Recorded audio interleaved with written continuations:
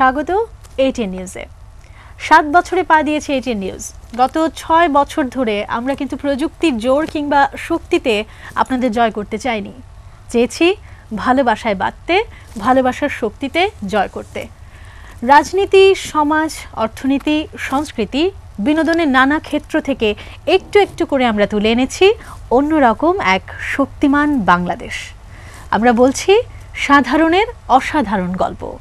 তাই 7 বছরে এসে আমরা আজ সারা দিন উদযাপন করছি সেই সব মানুষদের সঙ্গে, মানুষদের জন্যে যারা সৃষ্টি করেছেন বা সৃষ্টি করছেন অসাধারণ সব গল্প। আয়োজনের এই পর্যায়ে আমরা এখন এমন একজন নির্মাতা ও তার পরিবারের সঙ্গে আছি যিনি এবং যারা অসাধারণ সব স্বপ্নকে সামনে রেখে বিজ্ঞাপনে, নাটকে, চলচ্চিত্রে কাজ করে যাচ্ছেন। আমরা তাদের সাথে গল্প করব সাধারণ থেকে অসাধারণ যাত্রায় পৌঁছানোর গল্প। সংস্কৃতি, বিশেষ করে চলচ্চিত্র ও গণমাধ্যমের ভূমিকা নিয়ে আমরা কথা বলবো। প্রিয় দর্শক, কথা না বাড়িয়ে আমাদের আজকের বিশেষ সাধারণের অসাধারণ গল্পের অতিথির সঙ্গে পরিচয় করিয়ে দিচ্ছি।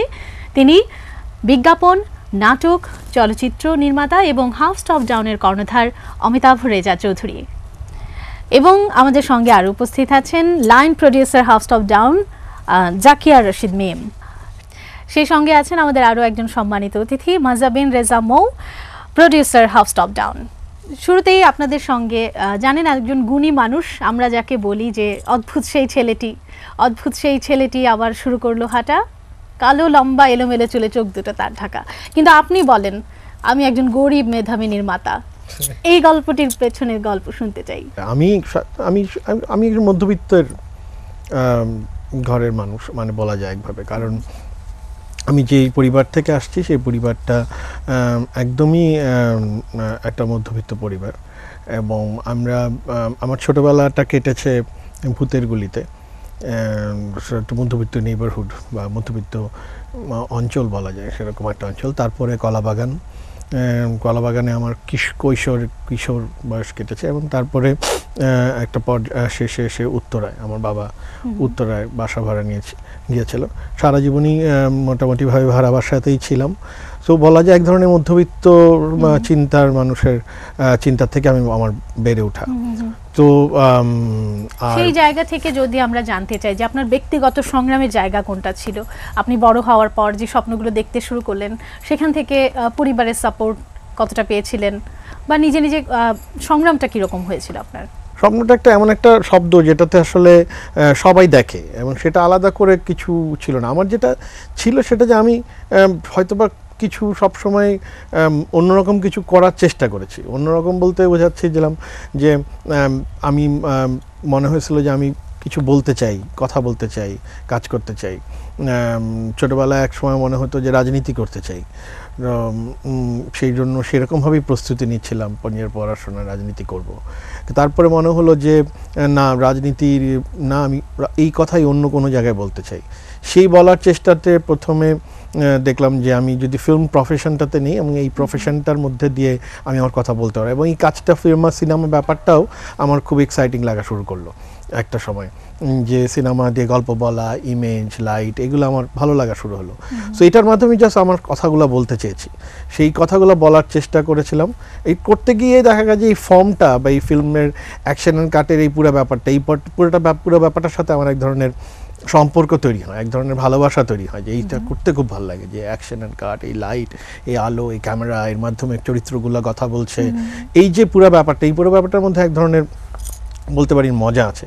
এই মজাতে আকৃষ্ট হয়ে গেলাম, এবং এটা করতে করতেই বিজ্ঞাপন করতে চেষ্টা করা, বিকজ এটাকে প্রফেশন হিসেবে নেওয়া, এবং তারপরে হাউস অফ ডাউন তৈরি করা, এবং তারপরে আস্তে আস্তে টেলিভিশন ফিকশন তো প্রথমেই শুরু করেছিলাম, এবং তারপরে এখন সিনেমা বানানোর চেষ্টা করছি, আরও সামনে সিনেমা বানাতে চাই, এবং শেষ পর্যন্ত আসলে সিনেমাটাই হয়তো বা সেই সিনেমা নিয়ে আপনার সঙ্গে গল্পে আমরা আসবো। তার আগে আমরা জাকিয়া রশিদ মেমের সঙ্গে একটু কথা বলতে চাই, যার পরিচয় আমি দিয়েছি হাউস অফ ডাউনের লাইন প্রডিউসার হিসেবে, কিন্তু দর্শকরা জানেন, তারপরও আরও একবার বলতে চাই যে আমাদের অতিথি এবং এত গুণী একজন মানুষের সহধর্মিণী মেম, আপনার কাছে জানতে চাইবো এই অমিতাভের স্বপ্নের সঙ্গে, উনি বলছিলেন যে স্বপ্ন সবাই দেখে, তার স্বপ্নের সঙ্গে আপনার সম্পর্ক তৈরির গল্পটা আমরা জানতে চাই আজকে। ওর স্বপ্নটা ও স্বপ্ন যেটা দেখে এবং যেটা করতে চায় সেটার সাথে আমি পুরোপুরি আমার মনে হয় আমি একমত এবং ওকে সাপোর্ট করার যথেষ্ট চেষ্টা করি, বিকজ ওর এটা ওর ভালোবাসা থেকেই ও করছে এবং এটা করেই ওর আনন্দ পাচ্ছে, এটাই ওর জীবন, এটাই ওর সবকিছু। সো আমার মনে হয় যে ওই ক্ষেত্রে আমার যতটুকু সম্ভব ওকে ওই সহযোগিতাটা করা উচিত। কিন্তু কবে থেকে ভাবতে শুরু করলেন যে এই স্বপ্নটা আমারও পছন্দের বা আমারও ভালো লাগার, ওর ভালো লাগার থেকে কবে থেকে? যখন থেকে ওকে আমি চিনি তখন থেকেই। আচ্ছা, সম্পর্ক তৈরির পরে আপনার কি কি মনে হয়েছে, কতটা সাপোর্ট দেওয়া দরকার বা আপনি পাশে থেকে তাকে আরো কতটা উদ্বুদ্ধ করতে পেরেছেন বলে আপনি মনে করেন? আমার মনে হয় এটা অমিতাভ ভালো বলতে পারবে আমি ওকে কতটুকু উদ্বুদ্ধ করতে পেরেছি, আমার থেকে তাহলে বেটার ও অমিতাভ বলতে রেজার কাছ পারবে। থেকে শুনবো আমরা।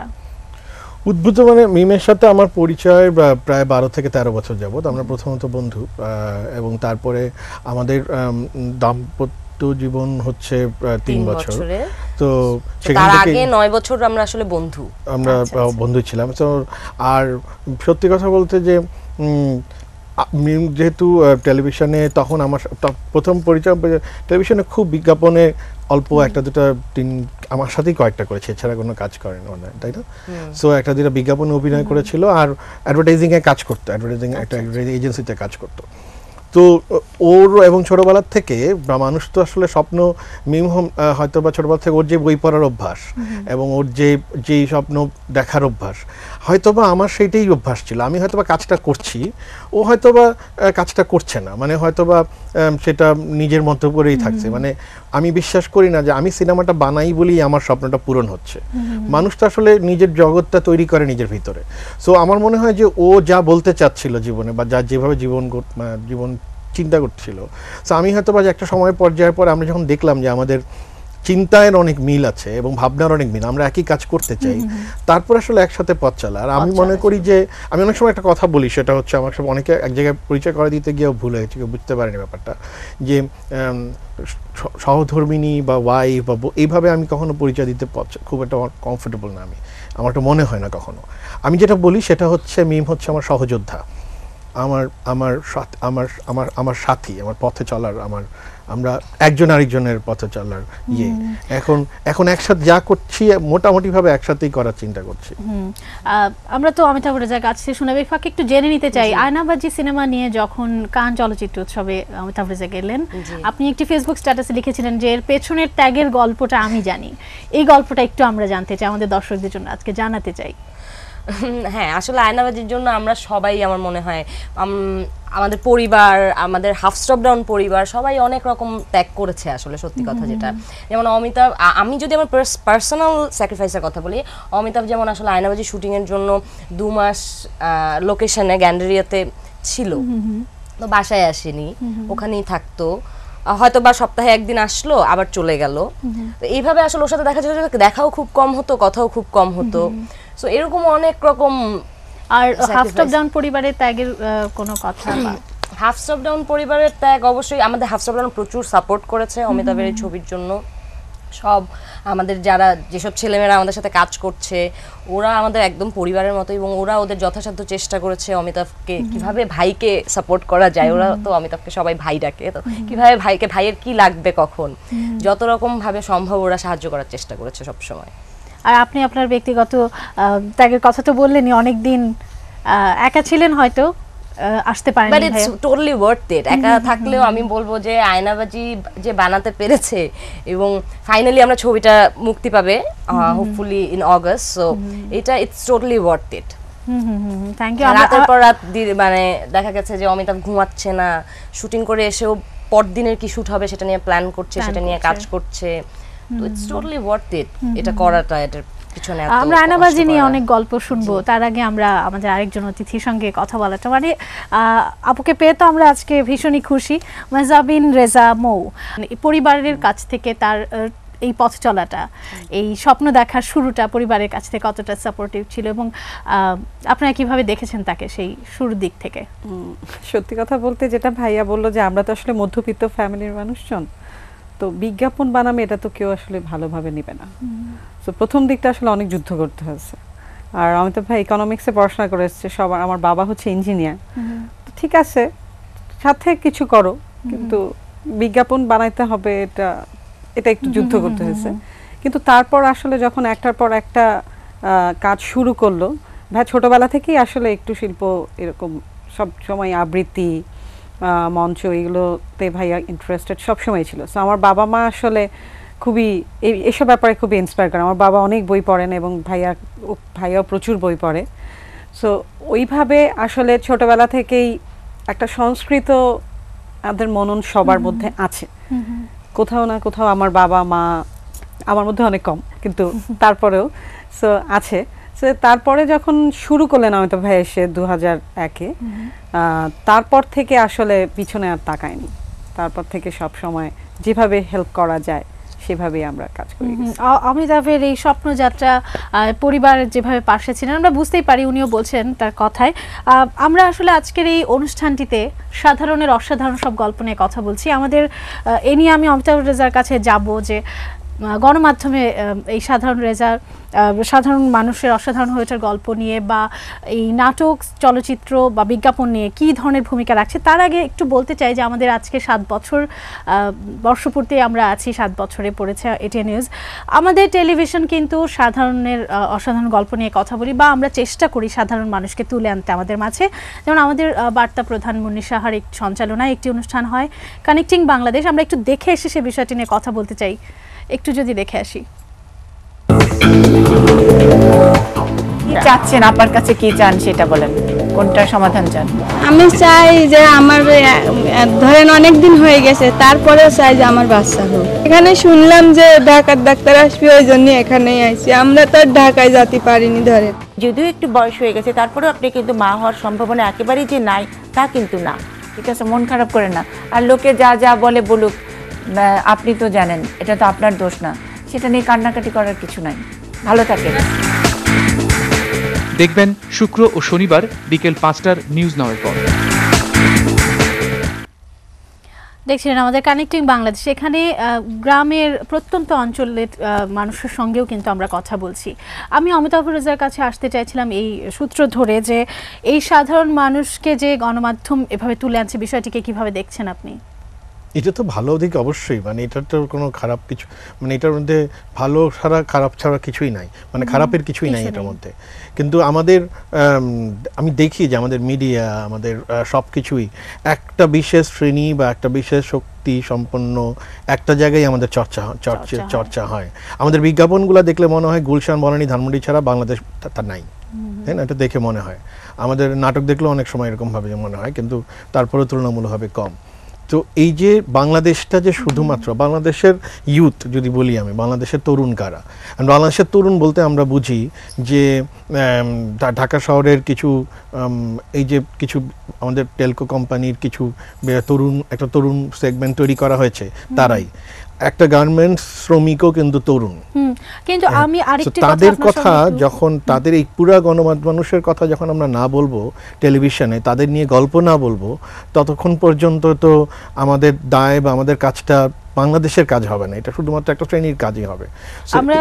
আমরা কিন্তু বিশেষত রাজনীতির দিকে আমরা ফোকাস বেশি করি। আমরা যেমন সাধারণ মানুষকে সেভাবে তুলে আনার চেষ্টাটা অনেক সময় করি না, সেটা এটিএন নিউজ শুরু করেছে। আশা করি অনেকেই এর সঙ্গে পথ চলবে। আপনার কাছে যদি জানতে চাই যে চলচ্চিত্র নির্মাণে আপনি গণমাধ্যমের ভূমিকা কতটা জরুরি বা আপনি কীরকম পেয়েছেন, আপনার কি মনে হয় যে এই ভূমিকাটা আর কতটুকু বাড়ানো দরকার? বা মানে চলচ্চিত্র, মানে গণমাধ্যমের সাথে চলচ্চিত্রের সম্পর্কে, মানে রাজনীতি, অর্থনীতি নিয়ে তো আমরা সব সময় কথা বলি, বা এই যে আজকে আমরা গণমাধ্যম কথা বলে, এই চলচ্চিত্র নিয়ে কি সেভাবে কোনো কথা বা সেই রকমের কোনো ভূমিকা? আমরা কিন্তু মুখে মুখে সবাই বলি যে বাংলাদেশের চলচ্চিত্র শেষ হয়ে যাচ্ছে, নষ্ট হয়ে যাচ্ছে, কিন্তু ইদানিং অনেক কথাবার্তা হচ্ছে এই কারণ অবস্থা খুব খারাপ, এই কারণেই কথাবার্তা বেশি হচ্ছে।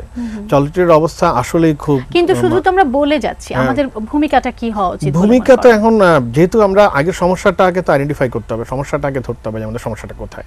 আমাদের সমস্যা কি সিনেমা হল নাই এটা সমস্যা, নাকি আমাদের গল্প বলার মানুষ নাই সমস্যা? এই নাকি দর্শক নাই সমস্যা, মানে এগুলো আগে আইডেন্টিফাই করতে আমাদের সমস্যাটা কোথায়। সমস্যাটা যদি আমরা ঠিক মতো ধরতে পারি তাহলে আসলে আমরা এটার মানে এটাকে থেকে উতরাতে পারবো। সো আমার মনে হয় যে এখন কথাবার্তা হচ্ছে, কিন্তু আমার মনে হয় টেলিভিশনে আরও বেশি ভূমিকা থাকা উচিত। সেটা হচ্ছে আমি জীবনে সিনেমা তো আমি ছোটোবেলায় দেখেছি, তখন স্টার মুভিজ বাংলাদেশে প্রথম আসছিল, এবং তখন স্টার মুভিজ এখনকার যে স্টার মুভিজ সেটার মতো ছিল না, পাওয়া যেত তখন ভালো, মানে এখন তো শুধু বাজেট সিনেমা দেখানো হয়, কিন্তু একটা সময় আমি ও সময় এমন এমন ছবি ওই স্টার মুভিজে দেখেছি, কারণ টেলিভিশন আমাদের ডিভিডিতে সবাই তো আমাকে ডিভিডি এনে দিবে না, যে ভালো ছবি এনে দিবে না। আমার বাবা মারা হয়তো বা ইন্টারন্যাশনাল ওয়ার্ল্ড সিনেমা সম্বন্ধে এত অভিজ্ঞতা তাদের ছিল না। সো তখন কি হতো, তখন টেলিভিশনে আমরা সিনেমা দেখার চেষ্টা করতাম। ছোটোবেলায় আমাদের বিটিভিতে মুভি অফ দ্য উইক বলে একটা গিয়ে দেখানো হতো, এবং পৃথিবীর শ্রেষ্ঠ ক্লাসিক ছবিগুলা ওখানে কিন্তু প্রচারিত হতো। আজকে আমাদের দেশে টেলিভিশনে 2 ঘন্টার বা এরকম একটা ক্লাসিক সিনেমার চর্চা বা দেখানো হয়, সেটার কোনো চেহারা কিন্তু আমরা দেখতে পাই না। একমাত্র বাংলা সিনেমা ATN-এ মাঝে মাঝে বাংলা সিনেমা দেখানো হয়, এছাড়া বাংলা সিনেমাও পরিপূর্ণভাবে বাংলা সিনেমাও সপ্তাহে দেখানো হয় না, এবং সেই দেখানো হলো কোন বাংলা সিনেমা দেখানো হচ্ছে সেটা চিন্তা করে। গণমাধ্যমের একটা দায় আছে, যেহেতু টিকিট কেটে মানুষ দেখছে না। আমি স্টার মুভিজে লেটার টু থিওর মতো ছবি দেখেছি, বার্থ অফ এ নেশন দেখেছি, আমি ব্যাটল অফ আলজেরিয়ার মতো সিনেমা স্টার মুভিজে দেখেছি। সো আমার কথা হচ্ছে গণমাধ্যম যদি ওই ক্লাসিক সিনেমাগুলোর চর্চা ওখানে না করে, তাহলে একটা সাধারণ কিশোর বা তরুণ যে বাসায় বসে দুপুরবেলা এমনি চ্যানেল ফ্লিপ করতে করতে একটা সিনেমা দেখে ফেলবে, তখন তার যে মননের পরিবর্তন হবে, সে যখন ওই সিনেমাটা খুঁজতে চাবে এবং সেই ধরনের সিনেমা, আমার কিন্তু ওভাবেই হয়েছে। আমি প্রথমে এই মুভিজে টিভিতে এই ধরনের ছবি দেখে আমার মধ্যে একটা ধারণা হয়েছে, আচ্ছা আমরা যে অমিতাভ বচ্চন বা আর্নল্ড শোয়ার্জনেগার বা মানে র্যাম্বো ছবির কথা বলি, এর বাইরেও এরকম ছবিও আছে, এরকম ছবিরও গল্প বলা যায়। তখন আমি এই ছবিগুলো খোঁজার চেষ্টা করেছি। সো গণমাধ্যম আসলে এরকম সিনেমার ক্ষেত্রে, চলচ্চিত্রের ক্ষেত্রে, যে ক্লাসিক সিনেমা কি, ক্লাসিক সিনেমা চর্চা কি, এবং সম্পূর্ণভাবে একটা সিনেমা দেখানো, 1 ঘন্টা বা 10 মিনিট একটা টক শো না, একটা সিনেমা নিয়ে কথা বলা না, মানে সম্পূর্ণভাবে এরকম সিনেমাগুলো না দেখালে এই সিনেমার প্রতি মানুষের এটাকে বলে রস আস্বাদন, অ্যাপ্রিসিয়েট করা সিনেমাকে, তো চলচ্চিত্রের রস আস্বাদন হবে না আসলে। অসংখ্য ধন্যবাদ আপনাকে, অনেক সুন্দর একটি কথা বলেছেন আপনি। আমরা এ ধরনের আরও কথা শুনবো, আপনার আয়নাবাজির গল্প শুনবো, তার আগে ছোট্ট একটা বিরতি নিয়ে আসছি আপনাদের সবার অনুমতি নিয়ে। প্রিয় দর্শক, শুনছেন সাধারণের অসাধারণ মানুষের গল্পে আমাদের সঙ্গে বিজ্ঞাপন, নাটক এবং চলচ্চিত্র নির্মাতা অমিতাভ রেজা চৌধুরী আছেন। তার গল্প শুনছি, সঙ্গে আছেন তার পরিবার, তাদের গল্প আমরা শুনছি, আরও শুনবো। আমাদের সঙ্গে থাকুন, ছোট্ট একটা বিরতি নিয়ে ফেরত আসছি এক্ষুনি।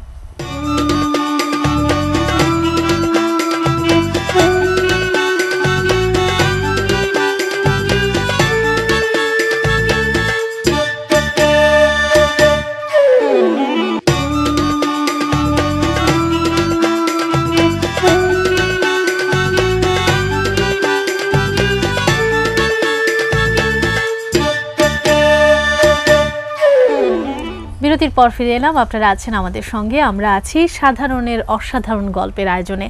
আমরা বিরতির পর মৌ আপার কাছে একটু আসতে চাই। আপনি শুরুতেই বলছিলেন যে পরিবার থেকে অমিতাভ রেজা যখন শুরু করতে চাইছেন, তখন বাবা মা ভেবে নিয়েছিলেন যে বিজ্ঞাপন কেন, অন্য কিছু কেন নয়। তারপর এই যে সাধারণ থেকে অসাধারণভাবে তার বেরিয়ে আসা, ব্যাপারটা কীরকম ছিল? যেটা হয়, মানুষ ইনসিকিউর হয়ে যায়, পড়াশোনা করে এসে তাহলে চাকরি বাকরি করুক, মানুষজন পরিবার তো সবাই সিকিউরিটি জিনিসটা অনেক ভালো বোঝে। তো তারপর যখন অমিতাভ ভাই বললেন না আমি আসলে প্রডিউস, মানে আমি কিছু বানাতে ভালো লাগে আমার, আমি বানাতে চাই, আর সবার মধ্যেই ওই যেটা ছিল শিল্প সংস্কৃত বানাতো সবাই ছিলেন, তখন বলেছে আচ্ছা ঠিক আছে চলো আমরা, ঠিক আছে তুমি যেটা বানাতে চাও সেভাবেই শুরু করো। তারপর থেকে তো ভাইয়া শুরু করলেন 2001 থেকে, বেসিক্যালি 2002 থেকে শুরু হয়েছে। সো তারপর করতে করতে একটার পর একটা, যেমন সবার কাছে যখন গ্রহণযোগ্য হয়ে গেল, গ্রহণযোগ্যতা পেয়ে ভীষণ পছন্দ করছেন সবাই কাজ, তখন পরিবার কাছ থেকে কেমন ছিল? তখন তো সব, মানে বাবা মা তো সন্তানের নাম যখন সবার মুখে মুখে আসে বা নিজে যখন দেখে মনে হয় কাজটা অনেক সুন্দর হয়েছে, তখন তো নিজেরই স্যাটিসফ্যাকশন আসে যে সুন্দর একটা বিজ্ঞাপন বানিয়েছে। একটু অমিতাভ রেজার কাছে আসি, যে নির্মাণকালের গল্প আপনার এত, আমরা যতদূর জানি যে 1000 খানেকের ওপর বিজ্ঞাপন নির্মাণ হয়ে গেছে, প্রচুর নাটক হয়েছে, আপনি সিনেমায় এসেছেন প্রথম সিনেমা আপনার আয়নাবাজি, এই গল্পগুলো আপনার জীবনের সঙ্গে কিভাবে জড়িয়ে আছে বা কোনো স্মৃতি যদি বলতে মানে চান? এক একটা ফর্মের গল্প এক এক ধরনের। যেমন আমি যদি বিজ্ঞাপনের কথা বলি, বিজ্ঞাপন একটা প্রফেশনাল কাজ। বিজ্ঞাপন করতে আমার ভালো লাগে। বিজ্ঞাপনের মধ্যে যে অনেক অনেক এক্সপেরিমেন্ট করার সুযোগ ছিল, এখন এতটা নাই। আসলে তখন যখন প্রথম বিজ্ঞাপন হতো বা আরও 2-3 বছর, 1 বছর আগ 2-3 বছর আগ পর্যন্ত ছিল, সো তখন অনেক ধরনের বিজ্ঞাপন, নতুন কর্পোরেট হতো, বাংলাদেশের অর্থনীতিও এক ধরনের বাড়ছিল, আকার বাড়ছিল, টেলিভিশন চ্যানেল হচ্ছিল, নতুন দরকার হচ্ছিল বিজ্ঞাপন করার। সো এই সব কিছুর কারণে কন্টেন্ট দরকার ছিল, সেই কারণে আমরা বিজ্ঞাপনও করতে অনেক মজা পেতাম, যে অনেক ধরনের এক্সপেরিমেন্ট কাজ হতো। এবং ব্রিলিয়েন্ট কিছু ক্রিয়েটিভ ডিরেক্টর বাংলাদেশে তখন এখনও আছে, মানে ছিল, যারা নতুন কাজ করছে আসলে, যারা এখনই মালিক হয়ে গেছে, কিন্তু আগে তখন তারা ক্রিয়েটিভ ডিরেক্টর ছিল, যারা তারাও অনেক ইন্সপায়ারিং ছিল। তো সব মিলায় সো আমাদের একটা অন্যরকম মজা ছিল বিজ্ঞাপন করার মধ্যে, যে আমরা নতুন কিছু এক্সপেরিমেন্ট করবো ইমেজ দিয়ে আমরা অনেক মজা করতে পারবো। আর কারণ ক্রিয়েটিভ ডিরেক্টর আমরা যে গল্পগুলো বলতো, সেটা দিয়ে আমরা ইমেজ তৈরি করার চেষ্টা করতাম বিভিন্নভাবে। ক্যামেরা 35 আমরা শ্যুট করেছি প্রথমে, এরপরে 35 পরে এখন অ্যালেক্সা আসছে। কিন্তু আমি প্রথম দেখা গেছে আমি ওই সময় শুধু ফিল্ম ক্যামেরা ছাড়া আর কিছু শ্যুট করতাম না। সো ফিল্ম ক্যামেরা একটা অন্য ধরনের এক্সপেরিমেন্ট, অন্য ধরনের মজা আছে ফিল্মের সেলুলাইটের। তারপরে আমরা বিদেশে যখন এটাকে মাঝে মাঝে কালার কারেকশন করতে যেতাম, পোস্ট করতে, অনেক কিছু শিখতে পারতাম। সেটার অন্য মজার কারণে বিজ্ঞাপন এক ধরনের জার্নি। আর টেলিভিশন ফিকশন যখন করতে গেছি, সেটা আসলে গল্প বলতে চেয়েছি। আর আমি যখনই যে গল্পটা বলতে চেয়েছি, আমার একটা উদ্দেশ্য ছিল যে আমি এই গল্পটা বলতে কেন চাই। আমি শুধুমাত্র টেলিভিশন ফিকশন বানানোর জন্য টেলিভিশন বানাতাম না, আমি একটা স্পেসিফিক গল্প বলার চেষ্টা করছি, কিছু একটা বলার চেষ্টা করছি। আমি একটি ফোন করা যাবে প্লিজে বলার চেষ্টা করেছিলাম যে আসলে পাগল, স্যানিটি আর ইনস্যানিটির মধ্যে ডিফারেন্স কী। আমি আসলে বলফুলের এখানে বলার চেষ্টা করেছিলাম যে যাত্রা কী ধরনের আর্ট ফর্ম মানুষের ইয়েতে। আমি ইজিক্যাল টু সম্পর্কের গল্প বলার চেষ্টা করেছি। সো আমি বিভিন্ন সময় কিছু বলার চেষ্টা বলতে চেয়েছি, সেই বলার চেষ্টাটা আমি নাটক, এই জন্য আমি বেশি নাটক করি নাই, টেলিভিশন ফিকশন করি নাই। আমি 11টা করেছি 15 বছরে। কিন্তু সারফেস লাস্ট নাটক যেটা আমি করেছি, সেটা আমি আর্কিটেকচার প্রফেশনাল লাইফের সাথে ব্যক্তিগত জীবনের যে টানাপোড়েন, সেটা নিয়ে গল্প বলার চেষ্টা করেছি। সো ফিকশনে সবসময় একটা বলার চেষ্টা ছিল। আর ফিকশন করি না, এটার কারণ হচ্ছে আমরা সবাই জানি যে টেলিভিশনের কন্টেন্টের প্রাইসিং এত কমে গেছে যে কোয়ালিটি বা মেনটেন করার জন্য যে ফিকশন করা সম্ভব, করা দরকার, সেটা এখন একদম অসম্ভব পর্যায়ে চলে গেছে, অসম্ভব। এই কারণে আমার কোনো আগ্রহ আর টেলিভিশন কন্টেন্ট ডেভেলপে হয় নাই, বরং আমার এখন একটা অন্য আগ্রহতা আছে, সেটা হচ্ছে ডিজিটাল কন্টেন্ট ডেভেলপমেন্টে। একই কথা আমরা এখন ডিজিটাল কন্টেন্টে বলতে পারবো, কারণ দিনের শেষে আমার গল্প বলতে হবে, দিনের শেষে আমি কথা বলতে চাই, দিনের শেষে আমি আমার জীবনের কথা বলতে চাই। শুধুমাত্র ওই ফর্মটা বানানোর জন্য ওটা বিক্রি হবে আর ওটা দেখে কেউ বলবে যে ভালো হয়েছে, দেখতে অনেক সুন্দর, সেটা আমার উদ্দেশ্য না। সুন্দর কোনো কিছু বানানো আমার উদ্দেশ্য না। আমার উদ্দেশ্য এমন কিছু বানানো যেটা আমি যা বলতে চাই, কোনো কিছুতে কানেক্ট করতে চাই মানুষের সাথে, সেটা করতে চাই। কারণ সুন্দর জিনিস বানানোর জন্য তো ওস্তাদ পৃথিবী জুড়ে হলিউড বলিউডরা আছেই, ওরা অনেক সুন্দর জিনিস বানায়। আমরা তাদের সাথে আমার করার দরকার নেই। আমি সেই পক্ষেও সেই সিনেমা বিশ্বাস করি না, সেই ইমেজও বিশ্বাস করি না। আমি ইমেজে যে কথাটা বলতে চাই, সেটা হচ্ছে এদেশের মানুষের জীবনের যে গাঁথা, জীবনের যে টানাপোড়েন, জীবনের যে লড়াই বা জীবনের যে জয়, এই মানে বিজয়, আনন্দ, এই কথাগুলো আমি আমার বিভিন্ন ফর্মে বলতে চাই। সেটা আমি কবিতায় বলতে পারতাম, সেটা আমি পারি না, সাহিত্যে পারি না। আমি সিনেমায় বলতে চাই, আমি আমার গল্প দিয়ে আমি ডিজিটাল কন্টেন্ট হোক আর টেলিভিশন ফিরে বলতে চাই। আমরা একটু জাকির রশিদ মিমের কাছে আসি।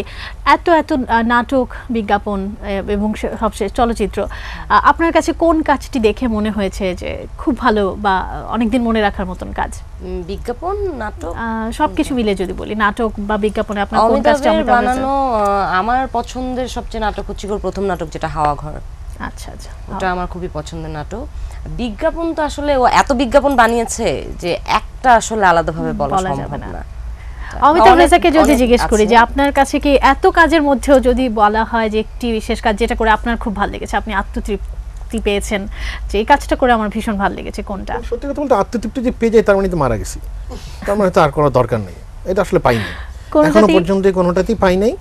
তারপরেও কিছু কাজ আছে, বন্ধু কই গালারে, সেনাবাহিনী যোগদান করুন, দিন বদল মাছের বিজ্ঞাপন, এরকম কিছু দু একটা আছে যেগুলো আসলে এক্সাইটিং, কিন্তু এই সবগুলা যোগ করলে সব আনন্দ, বিজ্ঞাপনের সব আনন্দ যোগ করে যা যোগফল হবে তার 1 কোটি গুণ আনন্দ আয়নাবাজির একটা দৃশ্যে। আচ্ছা, আমরা এই আয়নাবাজি যেহেতু কথাটি এসছেই, আমরা আপনার চলচ্চিত্র নির্মাণ নিয়ে গল্প শুনতে চাই যে আপনি এত দেরিতে কেন এসেছেন। আমরা আগে ছিল না টাকা, সত্যি কথা টাকা ছিল না, আমি মধ্যবিত্তের ছেলে। কিন্তু আপনি চেয়েছিলেন আগে থেকেই বানাতে, আরো প্রথম দিন থেকে চেয়েছিলাম। আচ্ছা, প্রথম দিনে চেয়েছিলাম, টাকা ছিল না, সত্যি কথা একদম টাকা ছিল না। এই গল্পটাই যদি একটু শুনি। আমি মধ্যবিত্তের ছেলে, আমার নিজের পায়ে দাঁড়াতে হবে, আমার আত্মমর্যাদা নিয়ে আমার থাকতে হবে, এবং আত্মমর্যাদা নিয়ে থাকলে যে আমাকে সম্মান করে মানুষ, এই লোভটাও আমি সামলাতে পারিনি। মানে এটার মধ্যে একটা লোভ আছে, আমার একটা লোভ বা লালসাও বলতে পারেন, যেগুলো আমার অনেক বেশি ছিল, এবং সেটার কারণে আমার মনে হয়েছে আমার উপার্জন করা দরকার, এবং ভালোভাবে উপার্জন করা দরকার, যাতে আমি আমার কথা মানুষ শোনে, এবং আমি যে গল্পটা বলতে চাই সেই গল্পটা যাতে আমি ঠিকমতো বলতে পারি, সেটা বলার জন্য আমি অপেক্ষা করেছি। অনেকগুলো কারণে আসলে বলতে পারি। একটা হচ্ছে টাকা, দ্বিতীয় হচ্ছে কোন গল্পটা বলতে চাই সেটা নিয়ে সন্দেহ ছিল আমার, আমি ঠিক করতে পারছিলাম না, এটা হচ্ছে দ্বিতীয় কারণ। তৃতীয় কারণ হচ্ছে যে বিজ্ঞাপন তো একটা ব্যবসা, এবং এটা একটা রেসের মতো, এবং এটার থেকে ছুটে গেলে আপনি আমার ব্যবসাটা বন্ধ হয়ে যায়। সেটা তো আমার একটা প্রোডাকশন লাইন আছে, আমার হাউস অফ ডাউনের একটা প্রোডাকশন লাইন আছে, যে প্রোডাকশন চলতেছে সমান। সো আমি যদি এখান থেকে বের হয়ে আসি, তো আমার প্রোডাকশন লাইন যদি অফ হয়ে যায়, তাহলে আমার যে ইনস্টিটিউশন এতদিন পরে এত বড় ইনস্টিটিউশন বা যতই হোক না মধ্যম আয়ের ইনস্টিটিউশন তৈরি করার চেষ্টা করছি, সেই আয়টাও তো বন্ধ হয়ে যাবে। সো আমার সাথে যে 30টা পরিবার আমার এখানে কাজ করে, 30টা পরিবারের যে আয় আমার উপরতে হয়, সেটাও বন্ধ হয়ে যাবে। তো এই সব কিছু চিন্তায় আমি আসলে ওই অফ নিয়ে কাজটা করতে পারিনি। যেমন আয়নাবাজি থেকে তো আমার কোনো উপার্জন হয়নি, বিকজ আমার প্রথম ছবি। সো আমি 6 মাস কিন্তু কোনো কাজ করিনি। এই 6 মাস যে আমি ব্রেক নিব কাজের, এই ব্রেকটা নেওয়ার জন্য আমার আসলে 10 বছর কাজ করতে হয়েছে। আমি আরেকটু যদি জানতে চাই, আপনি কিছুক্ষণ আগে বলছিলেন যে গণমাধ্যম চলচ্চিত্র নিয়ে যে ভূমিকা রাখতে পারে, সেখানে সমস্যাটা আইডেন্টিফাই করতে হবে, যে কোথায় সমস্যা, হলের সমস্যা, সিনেমা ভালো হচ্ছে না সেই সমস্যা। আপনাকে যদি বলতে বলা হয় যে শিক্ষার সমস্যা, কি ধরনের সেটা বলে মনে হয়? শিক্ষা সমস্যা, আমাদের বর্তমান শিক্ষা ব্যবস্থা এবং আমাদের যে টোটাল মানুষের মননের যে চর্চা, সাংস্কৃতিক যে চর্চা, সেটার যে শিক্ষাটা, সেটার অবস্থা এত খারাপ যে আমাদের কন্টেন্ট বা আমাদের এই রাইট আপ বা এই ভাবনা তৈরি করার জন্য যেই মানুষ দরকার, সেই মানুষ নাই। আমাদের রাইটার তৈরি হচ্ছে না, আমাদের অ্যাক্টর তৈরি হচ্ছে না। এটা কেন হচ্ছে না? বিকজ ওই মননটা তার না। আরেকটি কথা এখানে এসে যায় যে আমরা যারা সাধারণ মানুষ যারা বলছে যে এখন বাংলাদেশের সিনেমা ভালো হচ্ছে না, আপনি কি সেই বিষয়টির সঙ্গে একমত? হ্যাঁ, অবশ্যই, কেন একমত হব না? ভালো হচ্ছে, সাধারণ মানুষ তো আমরাই আসলে। আমি তো নিজেই বাংলাদেশের এমন একটা সিনেমা আমি গত 3 বছরে নাই যেটা আমি 3বার দেখতে যাব, আমি 2বার দেখতে যাবো, আমি সিনেমাটা সাথে রাখবো, সিনেমাটা নিয়ে আমি কথা বলবো, এরকম সিনেমা তো আমি দেখি নাই গত 2-3 বছরের মধ্যে, আমার মনে পড়ে না। সো এরকম যখন ঘটনা ঘটে যায় একটা দেশে, তখন তো আমরা সাধারণ অন্য মানুষ আমরা যখন সিনেমার ভিতরে আছি, কিন্তু আর কারো কেন বলবে সিনেমায় ভালো হচ্ছে? সিনেমা তো আসলে ভালো হচ্ছে না, আমরা বানাতে পারছি না। আমরা কেউই আর আমি তো দুষ্টামি করেই বলি যে আমি মেধাবী, আমরা তো আসলে বলতেই পারি না আমরা মেধাবী। যদি মেধাই থাকতো তাহলে আসলে আমরা একটা জাগহুয়া সাবেরা, একটা সীমানা পেরিয়ে আলমগীর কবিরের বা একটা বা ওইরকম চলচ্চিত্র কোথায় আমাদের দেশে? ইভেন আমাদের দেশে একটা গুড্ডি কোথায় এখন? আমরা তো বানাতে পারিনি। মেধাবী চলচ্চিত্রকার যদি বলেন, আমাদের দেশের এরা ছিল মেধাবী চলচ্চিত্রকার, তাদের মতো আমরা সিনেমা এখন বানাতে পারছি না। কিন্তু আমরা হতাশ হওয়ার কিছু নেই, আমরা চেষ্টা করছি, আমাদের তরুণরাও চেষ্টা করছে, অনেক সম্ভাবনাময় তরুণ হয়তো এর মধ্যেও আছে। কিন্তু ওভারঅল আমাদের শিক্ষা ব্যবস্থা আমার কাছে মনে হয় যে একটা বড় সমস্যা, যে আমাদের ওই রকম ট্যালেন্ট তৈরি করার জন্য হচ্ছে। সেটা তো সব দিকে ট্যালেন্টের কথা নিশ্চয়ই আপনি বলবেন, যে চিত্রনাট্য, ভীষণ অভিনেতা অভিনেত্রীদের থেকে শুরু করে। আমরা এখন সিনেমা নিয়ে একটা কথা বলছি, আমরা সাহিত্য নিয়ে কেন কথা বলি না? আমরা কেন বলি না যে আমাদের দেশে গত 1-2 বছরে এরকম এমন কোনো সাহিত্যের কথা আমরা কেন বলছি না, যে সাহিত্যটা নিয়ে আমরা বলতে পারি যে এই উপন্যাসটা গত 3 বছরের মধ্যে শ্রেষ্ঠ উপন্যাস? আপনিও এখন কোনো নাম বলতে পারছেন না, আমিও বলতে পারছি না। কেন বলতে পারছি না? হয়তো বা নাই, হয়তো আমাদের কাছে পৌঁছাচ্ছে না, হয়তো না এটা নিয়ে কথা বলছি না কেউ। সো কোনো একটা সমস্যা তো আছেই। সো একটা দেশে যদি সাহিত্য নিয়ে কথা না বলা হয়, সে দেশে সিনেমা হবে কোত্থেকে? আমরা কঠিন সময় পার করছি, আমাদের লড়াইটাও কঠিন, আমাদের খুব তাড়াতাড়ি ভালো ছবি হবে না, আমাদের কিন্তু আমাদের চেষ্টা করতে হবে। একটা জিনিস শুধু মাথায় যদি আমরা রাখি যে আমরা সৎ থাকবো আমাদের গল্প বলার জন্য। আমি যে গল্পটা বলবো সেই গল্পটা বলবো এবং অরিজিনাল গল্প বলবো, আমার গল্প বলবো। এই হিন্দি সিনেমা এরকম হয়, হলিউড সিনেমা এরকম হয়, এই সিনেমা এরকম হয়, এরকম একটা সিনেমা বানালে আমাদের দেশের দর্শক দেখবে, এটা ভুল কথা। আমরা আমাদের গল্প যতক্ষণ পর্যন্ত না বলতে পারবো, আমাদের জীবনের কথা যখন না বলতে পারবো, যেটার সাথে কানেক্ট করে আমাদের মানুষজন, ততক্ষণ পর্যন্ত এই দর্শক আমাদের ছবি গ্রহণ করবে না বলে আমার মনে করি। এই বিষয়গুলো নিয়ে আমরা শুনতে চাইবো। একটা ছোট বিরতি নিয়ে আসি, বিরতির পর আপনার চলচ্চিত্র এবং সেই সঙ্গে এই ধরনের গল্পগুলো শুনবো। প্রিয় দর্শক, আরও একবার সময় হলো একটা ছোট্ট বিরতি নেবার, আমাদের সঙ্গে থাকুন, ফিরে আসছি আরও অনেক গল্প নিয়ে।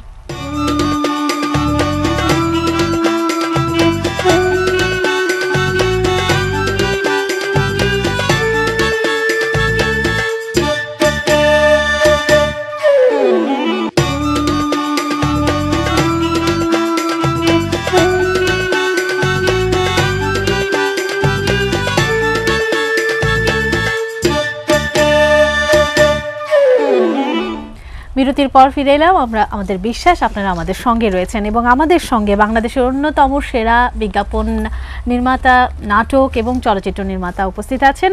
কথা না বাড়িয়ে আমার মনে হয় তার সঙ্গে, তার পরিবারের সঙ্গে গল্পে চলে যেতে পারি আমরা। আমি তারপরে বিরতিতে যাবার আগে আপনার কাছ থেকে অনেক গল্পই শুনছিলাম যে বাংলাদেশের চলচ্চিত্রের পরিস্থিতি বা পরিবেশ নিয়ে। এফডিসির সহযোগিতা বা এফডিসিতে আপনাদের কি মনে হয় এফডিসির পরিবেশ নিয়ে? এফডিসি পরিবেশ ভালো। এফডিসি আমাদের শ্রেষ্ঠ জায়গা সিনেমার, আমার মনে হয় যে এত বড় বড় স্টুডিও আছে ওখানে, এত ভালো ভালো স্টুডিও আছে এবং সেটাকে আমরা সঠিকভাবে ব্যবহার করতে পারছি না। আমার মনে হয় যে ওটাকে আমরা আরেকটু সঠিকভাবে ব্যবহার করতে পারি। কেন? সরকারি বা আমলাতান্ত্রিক বিভিন্ন জটিলতা হতে পারে, বা এফডিসিতে এই মুহূর্তে যেসব ছবি আমরা এফডিসি থেকে বের হচ্ছে বা ছবি বানানোর চেষ্টা করা হচ্ছে, সেই মানুষের পরিবর্তন দরকার, হয়তো বা চিন্তার মননের পরিবর্তন দরকার। আর দেখা গেছে যে এই মানুষগুলা এফডিসি টোটাল ফিল্মের ইন্ডাস্ট্রির সাথে জড়িত, তাদের শিক্ষা সাংস্কৃতিক বিকাশ দরকার। আমি যদি বলি যে আপনাদের মতো মেধাবী যারা আছেন তারা কেন এই চেঞ্জ করার কোনো ইনিশিয়েটিভ, কোনো উদ্যোগ কি আপনারা নিয়েছেন কি? মেধাবী কি আমরা তো না, আসলে মেধাবী হলে অনেক কিছু করতে পারতাম, কিন্তু আমরা আসলে চেঞ্জ না, আমি তো সবচেয়ে প্রথম থেকেই মানে এফডিসির ভিতরেই কাজ করি এবং এফডিসির সাথে আমার সম্পর্ক সবসময় খুবই ভালো এবং আমার মনে হয় যে আমার শ্রেষ্ঠ জায়গা মনে হয় শুটিং করার জন্য সবচেয়ে ভালো জায়গা এফডিসি। আমরা চেষ্টা করছি এফডিসির ভিতরে থেকে ছবি বানানোতে, কিন্তু টোটাল বাংলাদেশের ইন্ডাস্ট্রির সিনেমার ডিস্ট্রিবিউশন, সিনেমা হল মালিক, এই টোটাল ইন্ডাস্ট্রিটার অবস্থাই আসলে এত খারাপ হয়ে গেছে এখন, যেটার সাথে লড়াই করে আমাদের মানে এক জায়গায় পৌঁছাতে অনেক সময় লাগবে। মানে এটা খুব তাড়াতাড়ি হবে না। মাত্রই বলেন যে ইন্ডাস্ট্রির অবস্থা এত খারাপ হয়ে গেছে, কি ধরনের খারাপ অবস্থার মধ্যে দিয়ে যাচ্ছি বা আপনারা যাচ্ছেন, যেটাতে মনে হয় যে এই জায়গাটা একেবারেই এরকম হওয়া উচিত হয়নি? 30 টাকা সিনেমার টিকিট বিক্রি হয়ে একটা প্রডিউসার পায় হচ্ছে 8 টাকা ধরেন। সেই হিসাব নিকাশে তো কোনো ইন্ডাস্ট্রি দাঁড়াতে পারে না। স্টার সিনেপ্লেক্সে যে আমরা সিনেমাটা দেখেন আপনারা, ওটা টিকিট কত? 400 টাকা, রাইট? 400 টাকা টিকিট। সব টাকা বাদ দিয়ে 80 টাকার উপরে ভাগাভাগি হয়, মানে প্রডিউসার পাবে 40 টাকা, বাকি টাকা হচ্ছে ওই এসি এইসব চার্জের চলে, মেইনটেন্স চলে যায়। সে এই যে ইন্ডাস্ট্রির এই যে অর্থনৈতিক, একটা জাতি তো একটা অর্থনীতির উপরেই বেঁচে থাকে, তাই না, যে কোনো ইন্ডাস্ট্রি। সো এটার পুরো ব্যাপারটাই যখন এত গোলমেলে, এত অসৎ বিভিন্নভাবে, তো এই অবস্থা থাকলে তো ইন্ডাস্ট্রি দাঁড়াবে না। আমাদের কথা হচ্ছে আজকে আমি আমার সিনেমা নিয়ে ধরেন চাঁপাইনবাবগঞ্জে একটা হলে দেখাবো, ওখান থেকে যেই রিটার্ন আমার প্রডিউসার বা আমার প্রডিউসার যে হবে, আমার ডিস্ট্রিবিউটর পাবে, সেটার মধ্যে কোনো সততা নাই, সেটা তো পাচ্ছে না। সো এই টোটালটাই তো খারাপ প্রতিটা প্রজেক্টের জায়গাতে। এই জন্য এটা বেঁচে থাকবে, এটা নষ্ট হয়ে যাচ্ছে। এর মধ্যে আমরা একটা ট্যালেন্ট, একটা পরিচালক বা একটা অভিনেতা অভিনেত্রী, তার প্রাপ্য যে মজুরি পাওয়া দরকার, যে প্রাপ্য যার যে রেমুনারেশন যা পাওয়া দরকার, সেটা কোনোভাবেই পাচ্ছে না। সে পাওয়ার পরে তার মধ্যে সততাও থাকছে না, সে তো সৎভাবে করতে পারছে না। একটা অভিনেতা 3 মাস অন্য কোনো কাজ করা উচিত না যদি সে সিনেমা অভিনয় করে, যেটা আমার চঞ্চল আয়নাবাজিতে করেছে আসলে। সো এটা অন্য কেউ পারছে না, কারণ তাকে তো উপার্জনের জন্য অন্য কাজ করতে হচ্ছে। সো সব মিলাই আমাদের আসলে অনেক জায়গায় আমাদের পকেটের প্রবলেম আছে। তো আমরা তো সব পকেট সমাধান করতে পারবো না। আমার কাজটা আমি করতে পারবো। আমি যে কাজটা করার চেষ্টা করি সেটা হচ্ছে আমি আমার যে গল্পটা, সেই গল্পটা আমি বাকি জীবনে যত গল্প বলবো আমি আমার গল্পটা সৎভাবে বলার চেষ্টা করব। এবং আমার যে প্রডিউসার হবে সে মনে করবে যে এই গল্পের উপর আস্থা করে সেটার বাণিজ্য করার চেষ্টা করবে, যেভাবে এটা বাণিজ্য করা সম্ভব। আপনার কি মনে হয় আমরা প্রযুক্তিগতভাবে কোনোভাবে পিছিয়ে আছি? কারণ আমরা তো মনে করি যে আমাদের বাংলাদেশ অনেক এগিয়ে গেছে, বা আমরা এখন এটা করছি সেটা করছি, প্রযুক্তির দিক দিয়ে এগিয়ে আছি আমরা, কিন্তু এই সিনেমার বিষয়টি নিয়ে কি প্রযুক্তির দিকে পিছিয়ে আছি? সিনেমার সাথে প্রযুক্তির সম্পর্ক খুব ওতপ্রোতভাবে জড়িত, কিন্তু ভালো সিনেমার সাথে কোনো সম্পর্ক নেই। ভালো সিনেমা যে কোনোভাবেই হতে পারে। আজকে যখন কাম্বোডিয়ার সিনেমা পৃথিবীতে মানুষ দেখতে পারে, আজকে যখন নেপালের সিনেমাও দেখতে পারে, সুতরাং আমাদের সিনেমা দেখার মতো, বানানোর মতো ক্ষমতা আমাদের অনেক ভালোই আছে। তো সিনেমা প্রযুক্তি দিয়ে হয় না, এটা মনন বা এটা অন্য চিন্তা দিয়ে হয়। অন্য চিন্তা দিয়ে। আমি দুজন প্রযোজক আছেন, লাইন প্রডিউসার এবং প্রডিউসার হাফ স্টপ ডাউনের, তাদের কাছ থেকে জানতে চাইবো আপনাদের কি ধারণা এই বিষয়গুলো নিয়ে? একেবারেই একমত। এখন তো আসলে যত দিন যাচ্ছে এত বেশি পকেট বের হচ্ছে, এত বেশি খরচের খাত বেড়ে যাচ্ছে, সেটা যেভাবেই হোক না কেন। তো আসল যেই মানে মানে একটা সিনেমা হোক, বিজ্ঞাপন হোক, নাটক হোক, ওটা বানাতে যে আসলে যে পরিমাণ অর্থ লাগে তার আসলে এখন 50%ও আমরা পাই না। এটা সব ক্ষেত্রেই। এখন বিজ্ঞাপনের ক্ষেত্রে সেম কথা, যে বিজ্ঞাপনের বাজেট আস্তে আস্তে কমতে কমতে অনেক কমে যাচ্ছে, কারণ এখন কন্টেন্টের দিকে মানুষ ডেভেলপ করছে, ডিজিটালে করবে, টিভির প্রচার কমিয়ে দিচ্ছে। সো বাজেট সব দিক থেকে কমে যাচ্ছে, কিন্তু এক্সপেন্ডিচার তো কারো কমছে না, খরচ তো কমছে না। যত দিন যাচ্ছে তত আসলে খরচ বাড়ছে। সো আমাদের কোয়ালিটিটা রাখতে গিয়ে বা পুরো প্রজেক্টটা শেষ করতে যে পরিমাণ আসলে অর্থ সবাইকে দেওয়া উচিত বা যেখানে যা খরচ করা উচিত, সেটাও আমার মনে হয় আমরা করতে পারি না। সব জায়গায় একটা অতৃপ্তি থেকে যায়। যতদিন যাচ্ছে মিম কি বলবেন? আমিও অ্যাকচুয়ালি ওদের সাথে একমত। যে মৌ যেটা বললো যে ডিজিটাল কন্টেন্টের জন্য আসলে আমরা বিজ্ঞাপনের জন্য যেই পরিমাণ আমাদের বাজেট কমছে, সাথে সাথে ডিজিটালের জন্য আসলে যেই পরিমাণ বাজেট আসলে ফিক্স হচ্ছে, সেটা দিয়ে আসলে আমার মনে হয় না খুব বেশি ভালো মানের কিছু হবে, করা সম্ভব আসলে আমাদের।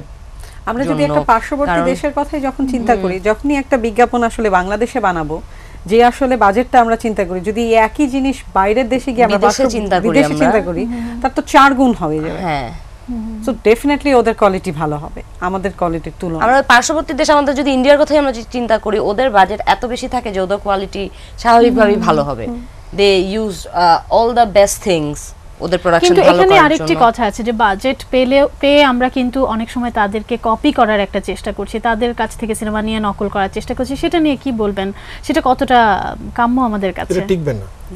এটা সবাইকে অতদিন না, এটা টাইমিং করছে মানুষ, বাট টাইমিংও না, নকল করা ছবি, ওই 4 গান এবং নায়িকা সমুদ্রের পাড়ে এরকম ব্যাক হয়ে আছে, আর ক্যামেরার সামনে দিয়ে জিমি জিপ একটা যন্ত্র আছে, সেটা দিয়ে যাচ্ছে সামনে পিছে, এই দিয়ে কাজ হবে না, এই বেশি দিন টিকবে না এগুলো। যৌথ প্রযোজনা নিয়ে যদি আপনার কোনো অভিমত থাকে, যদি আমরা একটু। যৌথ প্রযোজনা একমাত্র বাঁচার উপায় এখন সিনেমার ইন্ডাস্ট্রি থেকে, কিন্তু যৌথ প্রযোজনা শুধু ভারতের সাথে না, আমি মোর ইন্টারেস্টেড যৌথ প্রযোজনা যৌথ প্রযোজনা, সত্যি যৌথ প্রযোজনা ওয়ার্ল্ডওয়াইড। আমরা এবার মার্চ দ্য ফিল্মে গিয়েছিলাম আমাদের আয়নাবাজি প্রজেক্ট নিয়ে ভবিষ্যতে ডিস্ট্রিবিউটর সেলস এজেন্ট তৈরি করার জন্য।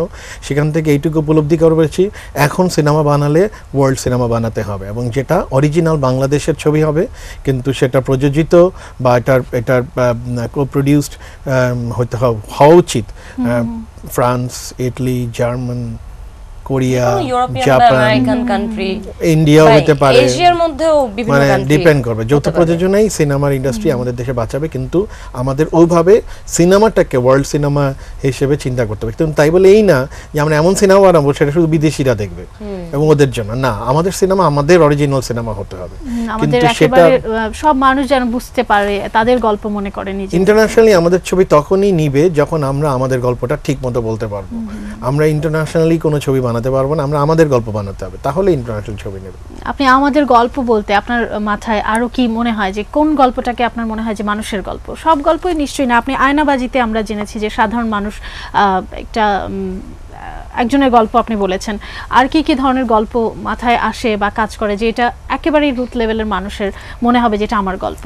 না না, এটা দেখলেই বোঝা যায়। মানে আমাদের ধরেন একটা সিনেমায় আমরা মাঝে মাঝে কিছু বিজ্ঞাপনে কিছু জিনিসপত্র দেখি না, যেটা দেখে মনে হয় এটা তো কোন দেশের, এটা দেখে মনে হয় না এরকম আমাদের বিজ্ঞাপন তো আছে, এটা কোন দেশের রান্নাঘর, কোন দেশে, এটা বিজ্ঞাপনে চলে হয়তো বা, কিন্তু সিনেমায় তো আসলে আমাদের এমন ঘটনা হতে হবে যেটা ইউনিকলি আমাদের দেশে ঘটে, বা এটা দেখে মনে হয় যেটা এই শহরের কোনো গল্প বা এই গ্রামের কোনো গল্প, বা এটা দিনাজপুরের কোনো মেয়ের গল্প, এটা আর কোনো দেশের গল্প না, কিন্তু আবার এটার সাথে একটা সার্বজনীনতা আছে, এটার সাথে সারা পৃথিবীর একটা হয়তো বা কোনো এক যোগাযোগ আছে। আজকে মেক্সিকোতে বা ব্রাজিলে যে মানুষটার গল্প বলছি সেটা আসলে এর সাথে রিলেটেড।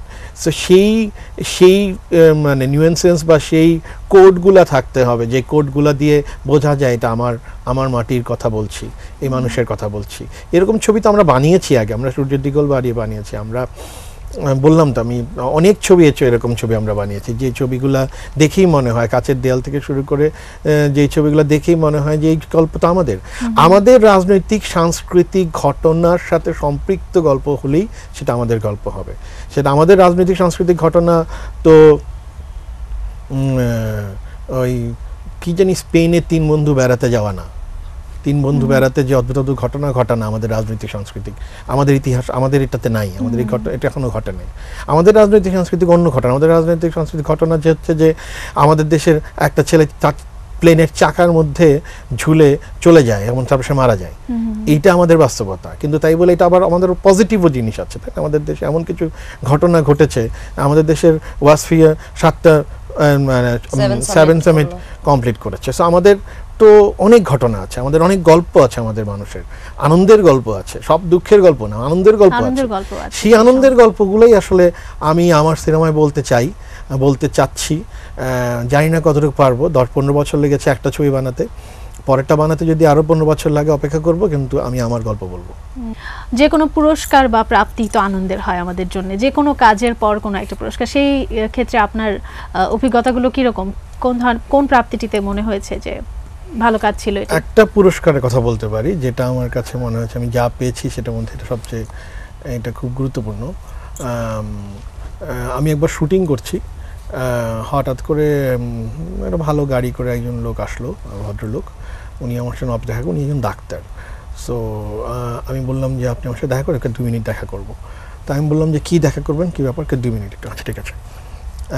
এখন বললো উনি আমাকে যে আমার হচ্ছে অ্যাঙ্কোলাইজিং স্পন্ডিলাইটিস, সো ওনারও অ্যাঙ্কোলাইজিং স্পন্ডিলাইটিস। তো উনি অ্যাঙ্কোলাইজিং স্পন্ডিলাইটিস হওয়ার কারণে ওই যন্ত্রণায় উনি 2 বার সুসাইড করতে গেছিলো। তো তৃতীয়বার যখন উনি যাওয়ার প্রস্তুতি নিচ্ছিল, তখন উনি আমার একটা ইন্টারভিউ দেখে। ইন্টারভিউ দেখে উনি মনে করেছে যে না, আমার এইভাবে থাকলে চলবে না, এটা কেন করতেছি আমি। তখন উনি ব্যাক করে এবং উনি আবার কাজে মন দেয়। এবং তারপরে উনি একটা ছোট্ট, এখন ওনার বিশাল বড় হসপিটাল হয়েছে এবং অনেক কাজে অনেক উন্নতি হয়েছে। এবং তারপর উনি আমার কাছে আসছে এবং উনি 3 বছর আগে আমার ইন্টারভিউ দেখেছে, উনি 3 বছর এই উন্নতি করে আমার কাছে আসছে এবং এসে আমাকে বলেছে যে ওই দিন ইন্টারভিউটা না দেখলে আমার উন্নতি হতো না, আমি শুধু আপনাকে থ্যাংক ইউ বলার জন্য আসছি। পৃথিবীতে এর চেয়ে বড় পুরস্কার আমার মনে হয় কিছু হতে পারে না। এরপর আর যন্ত্রপাতি পুতলা যা পাই এগুলা কিছু না, এগুলো তো জুরিটা দেখে। আচ্ছা, আর একটু যদি জানতে চাই যে কান চলচ্চিত্র উৎসবে গিয়েছিলেন আপনি, আপনার আয়নাবাজি চলচ্চিত্র নিয়ে সেই অভিজ্ঞতা কি? আবার সেন্টেন্সটা ঠিক করি, কান চলচ্চিত্র উৎসবে আমরা গেছি কিন্তু আয়নাবাজি মার্কেট করতে, আয়নাবাজি নিয়ে না, এটার মধ্যে অনেক পার্থক্য।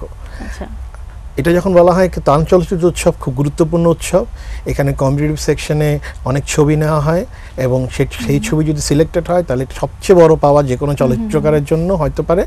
আমাদের দেশে একমাত্র মাটির ময়না কান চলচ্চিত্র উৎসবের অল্টারনেটিভ উৎসব যেটা বলা হয় ডিরেক্টরস ফোর্টনাইট, সেখানেই একমাত্র গিয়েছে। এছাড়া বাংলাদেশের কোনো ছবি এখনো পর্যন্ত যায়নি। আমরা গিয়েছিলাম মার্ক দ্য ফিল্ম, যেটা কান চলচ্চিত্র উৎসবের সাথেই একটা ঘটনা ঘটে, সেটাকে বলা হয় ফিল্ম বাজার, ফিল্ম মার্কেট। ফিল্ম মার্কেটে গিয়ে আপনি আপনার ছবি মার্কেট করার জন্য কোনো সেলস এজেন্ট বা ডিস্ট্রিবিউটর খোঁজার জন্য মার্কেট করতে পারেন। আমাদের উদ্দেশ্য ছিল ওইখানে গিয়ে আমাদের ছবি আগামী বছর মার্কেট করার জন্য কোনো সুবিধা আছে কিনা। কান চলচ্চিত্র উৎসবে মার্কেট স্ক্রিনিং করা হয় যাতে ডিস্ট্রিবিউটর বাইরে দেখে আমার ছবি কেনার কোনো সম্ভাবনা আছে কিনা। এটা কারণ কান চলচ্চিত্র উৎসবে আয়নাবাজি যদি সিলেক্টেড হতো কখনো তার চেয়ে ভালো কিছু হতো না। না, আয়নাবাজি সিলেক্টেড হওয়ার মতো কোনো ছবি, হ্যাঁ, কান চলচ্চিত্র উৎসবের মতো। সেটা আমরা চেষ্টা করছি পৃথিবীর অন্যান্য ফেস্টিভ্যালগুলোতে এখন কোনো ছবিতে আয়নাবাজি সিলেক্টেড হলে আমরা এটা আয়নাবাজির ওয়ার্ল্ড প্রিমিয়ার হয়তো বা সেই ফেস্টিভ্যাল। কিন্তু আপনার সেই ওই যে আপনি বলছিলেন যে মার্কেটিং করার জন্য গেছি, সেটা কেমন ছিল অভিজ্ঞতা বা কেমন? ভালো, কিন্তু অনেক কঠিন, এত সোজা না, ওটা অনেক সময় লাগবে। আমরা প্রথমবার গেছি, আমরা বুঝতে পেরেছি যে কিভাবে আসলে ছবি করতে হবে এবং কিভাবে ছবির সেলস এজেন্ট, মার্কেট ডিস্ট্রিবিউটর করতে হবে। কারণ বাংলাদেশের মার্কেটের তো আমরা বুঝতে অনেক সময় লাগছে, ইন্টারন্যাশনাল মার্কেটও বুঝতে অনেক সময় লাগবে। তো হয়তো বা আগামী বছর আমরা আরো ভালো পজিশনে গিয়ে মার্কেটে উপস্থিত হতে পারবো। আয়নাবাজি নিয়ে যখন এত কথা হচ্ছে, আমরা বোধহয় এক ঝলক আয়নাবাজির কিছু অংশ দেখে আসা যায়। একটু দেখে নিই আয়নাবাজির এক ঝলক। শারাফাত করিম, আয়না।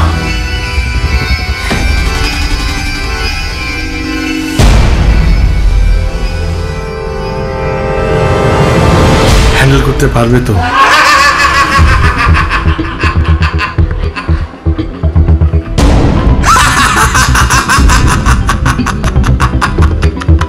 জেলখানায় কাগজ ছাড়া কাউয়ার গুয়া মিলত না।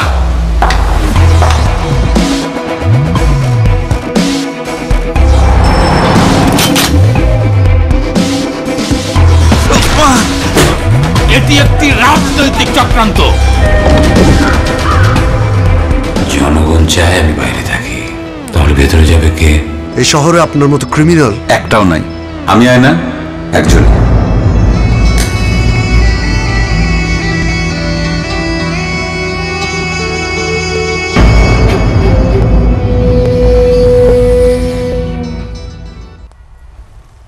খুব এক্সাইটিং লাগছে, এখন থেকে মনে হচ্ছে কবে দেখবো। আশা করি দর্শকদেরও একই অবস্থা হবে। এর পেছনের গল্প যদি একটু শুনতে চাই আপনার কাছে। আয়নাবাজি নিয়ে আমরা কাজ করছিলাম 3 বছর যাবত। আমার বন্ধু, আমার অনেক দিনের সহকর্মী এবং আমার সহকর্মী আমার একসাথে সহযাত্রী একসাথে কাজ করেছি, সেটা হচ্ছে অ্যাডভার্টাইজিংয়ে, সেটা আমরা সবাই চিনি তাকে, শাওন, কাউসার আলম শাওন, গ্রের কর্ণধার। এখন ও আমাকে 3 বছর আগেই গল্পটা বলেছিল যে এরকম একটা গল্প আমরা করি, চল। আমি তখনও ঠিক বিশ্বাস করতে পারছিলাম না যে গল্পটা করব না, এরকম গল্প করব, এটার মধ্যে রাজনীতি সমাজনীতি কিছুই বুঝতে পারছি না, এটা একটা অন্য কিছু করি, এরকম একটা ভাবনা ছিল। কিন্তু ও আমাকে অনেক ইন্সপায়ার করছিল এটা করার জন্য। তারপরে এটা অনম বিশ্বাস বা আমার বন্ধু, আমরা তারা মিলে অনম এটা চিত্রনাট্যটা লেখা শুরু করে এবং আমাদের সহযোগিতায় এটা চিত্রনাট্যটা মোটামুটিভাবে কমপ্লিট করে। এবং তারপরেও প্রায় 1 বছর আগেও আমরা জানতাম না যেটা আমরা করব। তো আমরা এটা চিন্তা করছি এটা করবো কি করবো না। তখন একদিন রাতে মিমকে আমি বললাম যে স্ক্রিপ্টটা পড়ো তো, এটা করবো, ফাইনালি এটা করবো কিনা।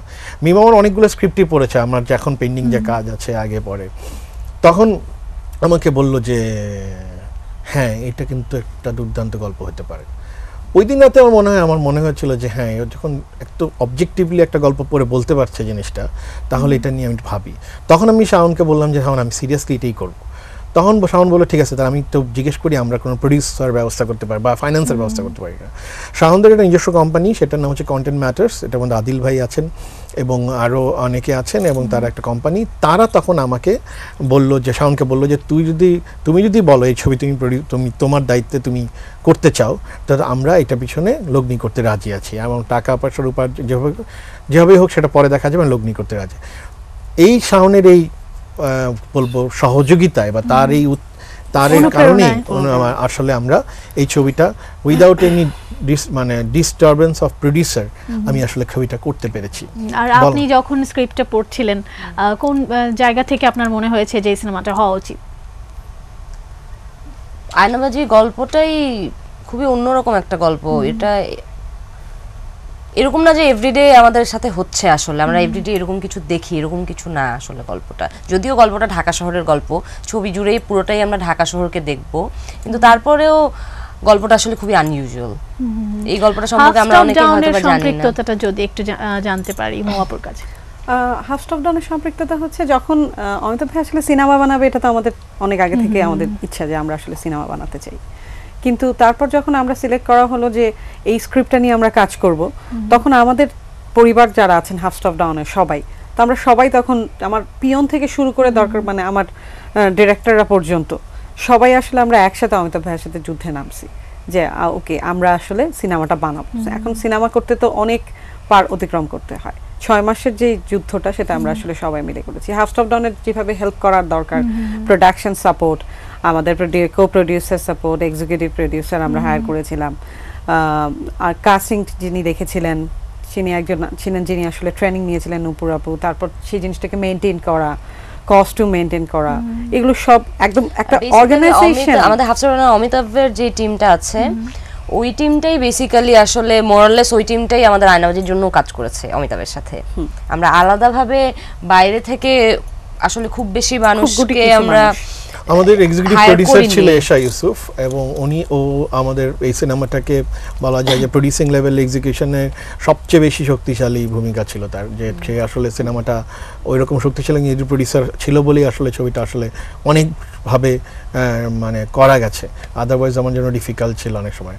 আর হাফ স্টপ ডাউন মৌ যে সাপোর্টটা ওই প্রথম আমাকে দিয়েছিল, যে আমাকে 6 মাসের জন্য আমাকে বলেছিল যে you don't think about your business, just make your film, এবং আমার মতো করে আমি করতে থাকি, যে বিজনেস আমি সামলাবো, কিভাবে উপার্জন হবে সেটা আমরা দেখব। মৌ আসলে সেই কাজটা সেই সময় করেছে। প্লাস হাফ স্টপ ডাউনের এই আয়নাবাজিতে half stop down is one of the producer, তো আমরা হাফ স্টপ ডাউনকে লগ্নি করেছি কিছু, এই লগ্নিটাও আমরা করতে পেরেছি ওই মৌয়ের টিম, এবং মৌ যখন অন্যভাবে উপার্জন হাফ স্টপ ডাউন থেকে যখন আমরা সেই সাপোর্টটা পেয়েছি। আপনাদের অসংখ্য ধন্যবাদ। আসলে এই ধরনের একটি পরিবারের সঙ্গে কথা বলতে পেরে, সময় কাটাতে পেরে আমাদের প্রত্যেকেরই ভীষণ ভালো লাগছে, স্মৃতি হয়ে থাকবে। এটিএন নিউজকে অসংখ্য ধন্যবাদ, 7 বছরের এবং অভিনন্দন। আজকে 7 বছর পার করছি আমরা, এবং আমরা আশা করি এটিএন নিউজ আরো বড় হবে। 6 বছর পার করে আমরা 7 বছরে আসছি এবং আরো সমৃদ্ধ হবে, এবং আমরা গণমানুষের জন্য কিছু কাজ করতে পারবো। অসংখ্য ধন্যবাদ আপনাদের সবাইকে আমাদের চারপাশকে আলোকিত করার জন্য। প্রিয় দর্শক, এতক্ষণ দেখছিলেন সাধারণের অসাধারণ হয়ে ওঠার গল্পে। আমাদের সঙ্গে গুণী একজন ব্যক্তি এবং তার পরিবার উপস্থিত ছিলেন। আমরা জানি, আমরা বিশ্বাস রাখি এই মানুষটির গল্প শুনে আপনারা অনেক কিছু জানতে পারলেন, অনেক কিছু নিজেদের মধ্যে নিতে পেরেছেন। প্রত্যেকটি মানুষের মধ্যে, প্রত্যেকটি সাধারণ মানুষের মধ্যে অসাধারণ গুণাবলী থাকে, শুধু সেটাকে ব্যবহার করার বা সেটাকে নিয়ে কাজ করার জন্যে আমাদের শক্তিটুকু দরকার, আমাদের বুদ্ধিটুকু দরকার, যে আমরা সত্যি এগিয়ে যেতে চাই। আপনাদের সবাইকে আরও একবার অসংখ্য ধন্যবাদ জানিয়ে শেষ করছি আমাদের আজকের আয়োজন। আমাদের সঙ্গে থাকুন, দেখতে থাকুন এটিএন নিউজ।